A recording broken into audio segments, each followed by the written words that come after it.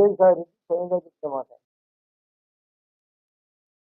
ఆయన అడిగిన, ఆయన అడుక్కున్న దగ్గర ఈయన వినలేదు అని చెప్తున్నాడు. ఎందుకు అని అంటే, నన్ను అడిగినారు ఎందుకు అని అంటే, ఆయన పార్టీ అడుక్కుపోయింది. ఆయన అడుక్కునే అడుగు దశకి తెలియదు, ఇంకా అడుగు దశలోకి చేస్తాడనేది ఆయన ఆలోచన. పాపాలు అనేకం చేశారు, ఇది తప్పించుకోలేదు. నేను ఎప్పుడో చెప్పిన వేదం నా వాదంలో, వైఎస్ఆర్ పార్టీ దైవసార్ అని. నేను గతంలో ఎక్కడ ప్రెసిడెంట్లో చెప్పినా కూడా, అంతకుముందు చాలా చోట్ల చెప్పినా. వైఎస్ఆర్ ఇక దైవసార్, జగన్ సార్ బెకార్. ఆ జగన్ సార్ నమ్ముకునే వాళ్ళందరూ బికారని. అదే జరుగుతుంది. వాళ్ళ వాదం ఆడతాను. అసలు 18 రోజులకే పోయి అసలు ఆంధ్రప్రదేశ్ అనేది రాష్ట్రపతి పాలన అంటాడు. మొన్న పులివెందుల్లో 20 days బ్యాక్ పులివెందుల పెట్టి ఒక డిఎస్పీ మురళీనాయక్, ఆయన మురళీనాయక్ గారిని నేను 2-3 నెలల్లో ప్రభుత్వం పడిపోతుంది, నేనే మన అధికారంలోకి వస్తా అని బెదిరించిపోయినట్టు పత్రికల్లో స్వయంగా వచ్చింది. నేను కూడా స్వయంగా డిఎస్పీ గారితో మాట్లాడితే అవును సార్ ఈ మాదిరి అంటున్నాడు అని చర్చకు వచ్చింది మా మంత్రి దగ్గర, మా వాళ్ళ దగ్గర. ఏమంటే కావడం కండకావడం దగ్గర అసలు 8 ఎలక్షన్లు వస్తాయని, ఇలాంటివన్నీ చూసిన తర్వాత విజయసాయి రెడ్డి ఎందుకు ఈ దరిద్రం అని బయటకిస్తాడు. కాబట్టి ఆయన్ను ఈ సందర్భంగా ఇప్పుడైనా తెలుసుకొని, ఇక పార్టీ బ్రతకదని తెలుసుకొని బయటికి వచ్చినందుకు నేను విజయసాయి రెడ్డి గారిని హృదయపూర్వకంగా అభినందిస్తున్నాను. నేను అందరినీ కోరుతున్నాను కావాలని. ఎట్లా పోతాండి పార్టీ? దరిద్రం నుంచి బయటకు రండి. ఆ దరిద్రం నుంచి ఈ రాష్ట్రం, ఈ దేశం బాగుపడాలా. ఇలాంటి పార్టీ ఉండకూడదు. మన ఆంధ్ర పరువు తీసేసినాడు. ఇష్టం వచ్చినట్టు అప్పులు చేసినాడు, ఇష్టం వచ్చినట్టు తప్పులు చేసినాడు. విజయసాయి రెడ్డి నిన్ననే అంటాడు, ఒక విలేకరి ఆయన స్వయంగా అడిగినప్పుడు వివేకానంద రెడ్డి కేసు విషయంగా మార్చి 15, 2019 నాడు నీవు స్వయంగా ఆ రోజు గుండెపోటు అని ఎందుకు చెప్తావు? ఆయన అంటాడు, ఆయనకు ఎవరో ఒక విలేకరి గుండెపోటుతో చనిపోయినట్టు వార్తాను. వెరిఫికేషన్లో భాగంగా విజయసాయి రెడ్డి అవినాష్ రెడ్డి గారికి ఫోన్ చేసినట్ట, ఎంపీ గారికి. ఆయన ఫోన్ నుంచి మరొకరు చెప్పాడంట, దాని కారణంగా చెప్పినాడు అన్నాడు. కానీ అవినాష్ రెడ్డి గారు అంటారు, నేను మనోడు పోతున్నా, నాకు మధ్యలో తెలిసి అని. కానీ అవినాష్ రెడ్డికి ఫోన్ చేస్తే అవినాష్ రెడ్డి మనిషి చెప్పినట్టు చెప్తున్నాడు విజయసాయి రెడ్డి. అబద్ధం ఆడను అంటూ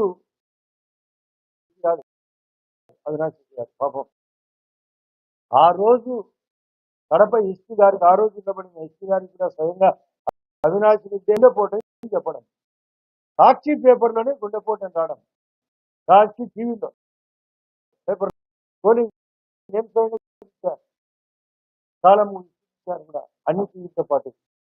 కానీ ఈరోజు సాక్షి ఎప్పుడు అది మామూలే, మాయమే, అది ఎప్పుడు ఉండదు, తప్పించుకోవడమే. ప్రవర్తనతో విజయసాయి రెడ్డి గారు నిజం చెప్పాల్సిన అవసరం ఉంది కాబట్టి చెప్పాడు. అవినాష్ రెడ్డి ఏమో గుండెపోటు అని, కానీ గుండెపోటు అని చెప్పినాడు వాళ్ళ మనిషి ద్వారా అని. గతంలో ఒక సామెత ఉండేది, పలికెడు వాడు రామభద్రుడట, పలికించెడు వాడు రాముడట అని. అంటే అవినాష్ రెడ్డి రాముడై రామభద్రుని ద్వారా విజయసాయి రెడ్డి గారు చెప్పించాడు, అంటే గుండెపోటు అని. ఆ తర్వాత ముద్దిగంట ప్రాంతంలో ఆ రోజు ఉండబడిన రవీంద్రనాథ్ రెడ్డి కమలాపురం ఎమ్మెల్యే, ఆ రోజు ఉండబడిన పుత్తూరు ఎమ్మెల్యే రాజ్యమల్లి ప్రసాద్ రెడ్డి చంద్రబాబు చెప్పినట్ట ఆయన సీఎంగా ఆపధర్మ ప్రభుత్వంలో ముఖ్యమంత్రిగా ఆయన చెప్పినట్ట నేను రవి మరికొందరు పోయి మధ్యలో వాళ్ళందరూ ఆడ కడుగుతుంటే ఒకవైపు గోడలకు ఎక్కడంటే కింద ప్లస్ బాత్రూంలో కడుగుతుంటే ఒకవైపు కుట్టేస్తుంటే ఒకవైపు కట్టు కడతాంటే కనికట్టి చెప్తాంటే మధ్యలో మేము దూరి వైరస్ మాది మేము పొడిచి చంపినామని నరికినామని పొడిచినామని నరికి షర్మిలా గారు చెప్పినట్టు నామినేషన్ ఆమె ఎంపీగా పోటీ చేసినప్పుడు మొన్న 8 గంటల కిందట కడపలో ఇదే కడపలో సారికేమో చిన్నది సారికి అప్పకు జగనప్పకు చెప్పకు దెబ్బ తగిలితే అది హత్య పొడిచినట్టు హత్యా ప్రయత్నం వాళ్ళ చిన్నాయన్ని స్వయంగా నరికి చెబితే మాత్రం కూడైపోతుంది ఆమె చెప్తాను షర్మిల గారు మేము చెప్తున్నాం ఏంది ఇది ఎక్కడికి పోతాంది ప్రయాణం ఈ రాష్ట్రం బాగుపడాలి కాబట్టి అందరికీ మళ్ళీ చెప్తున్నాం మీ దరిద్రం నుంచి బయటకు రండి ఆ దరిద్రుని వదలండి రాజకీయాలు గుడ్ బై చెప్పండి ఈ రాష్ట్రం బాగుపడాలి వికసిత్ భారత్ కావాలా మా మోడీ గారు చెప్పినట్టు వికసిత్ ఆంధ్రప్రదేశ్ కావాలా 5వ స్థానంలో ఉంది ఈరోజు గణతంత్ర దినోత్సవం సందర్భంగా చెప్తున్నా మరొక 2 ఇయర్స్ స్పాన్లో 3వ స్థానం రావాలి 2047కు ప్రపంచంలోనే మొదటి స్థానం రావాలి అది మా ఆశయం దానికే ఇక్కడ ఈ ఆంధ్రప్రదేశ్లో ఎక్కడ లేని విధంగా మొన్న 18వ తేదీ నాడు వైజాగ్లో రైల్వే జోన్ ప్రకటన జరిగింది అమిత్ షా గారు 19వ తేదీ విజయవాడకు వచ్చి మేము 3 అంతలు అభివృద్ధి చేసేదానికి సహాయపడుతున్నాం ఇక్కడ ఆంధ్రప్రదేశ్లో 50,000 కోట్లతో రైల్వేలు 70,000 కోట్లతో రైల్వేలు 50,000 కోట్లతో నేషనల్ రైల్వే జోన్ విశాఖకు 11,400 స్టీల్ ఫ్యాక్టరీకి సాయం అమరావతికి సంపూర్ణ సాయం పోలవరానికి సంపూర్ణ సాయం జలజీవన్ మిషన్కు 40,000 కోట్లతో ఫండ్స్ రాబోతున్నాయి సగం 20,000 కోట్లు కేంద్రము మరొక 20,000 కోట్లు లోనుకు అనుమతి గ్రామీణ ఉపాధి 4,500 కోట్లతో ఒకేసారి పవన్ కళ్యాణ్ గారి యొక్క సమక్షంలో పల్లె పండుగ పేరుతో రాష్ట్రమంతా వర్కులు జరుగుతున్నాయి పేమెంట్స్ కూడా వారం జరుగుతున్నాయి కరెంటుకు దాదాపు 50,000 మెగావాట్లు తగ్గట్టుగా పర్మిషన్లు ఈ రాష్ట్రానికి ఇవ్వడం జరిగింది సోలార్ ద్వారా ఒకవైపు రకరకాల సంక్షేమ కార్యక్రమాలు ఇప్పటికే 4,000 రూపాయలు పెన్షన్ స్టార్ట్ అయింది ఒక సిలిండర్ కూడా ఉచితం ఇవ్వడం జరిగింది సీఎం గారు స్వయంగా అటు మైదుకూరులో మన వచ్చినప్పుడు మైదుకూరులో కానీ విశాఖలో మోడీ గారి సమక్షంలో చెప్పడం జరిగింది మేము చెప్పిన 6 పథకాలు 100% అమలు చేయబోతున్నామని చెప్తున్నాం 100% జరిగితే బడ్జెట్ ఇప్పుడే భయవాల చేసిన గారు నాకు కనిపించినప్పుడు చెప్తున్నాడు మార్చి 15 లోపల బడ్జెట్ ఫిబ్రవరి 1 కాదు పార్లమెంట్ బడ్జెట్ ఈ బడ్జెట్ లో ఈ రాష్ట్రానికి స్పెషల్ ప్యాకేజ్ కావాలని ముఖ్యమంత్రి గారు స్వయంగా అడగడం జరిగింది ఇప్పటికే ఎన్నో ఇచ్చారు ఇంకా నిధులు రాబోతున్నాయి కాబట్టి మేము కోరుతున్నాం వైఎస్ఆర్ పార్టీ సాపదించాల్సిందే జగన్ రెడ్డే తోడున్నాడు వాళ్ళ మధ్య కూడా తోడున్నది అందరూ జగన్ రెడ్డి భారతి కూడా గ్యాప్స్ ఉన్నాయి అందరికీ తెలిసే జరిగింది వివేకానంద హత్య వాళ్ళ ప్రవేశం విజయసాయి రెడ్డి ఇప్పుడు అడిగిన వాళ్ళకి అడిగినట్టే చెప్తాడు వివేకానంద ఏం జరిగింది ఎక్కడ తప్పులు జరిగినాయి ఆ రోజు రాజశేఖర్ గారు ఉన్నప్పుడు బాహుబలి 1 బాహుబలి 2 అని పుష్ప 1 పుష్ప 2ల మాదిరి రాజశేఖర్ గారు ఉన్నప్పుడు ఏం అవకతవకలు ఈ జగన్ రెడ్డి ప్రభుత్వంలో ఏం అవకతవకలు కావాల్సినంత చూశారు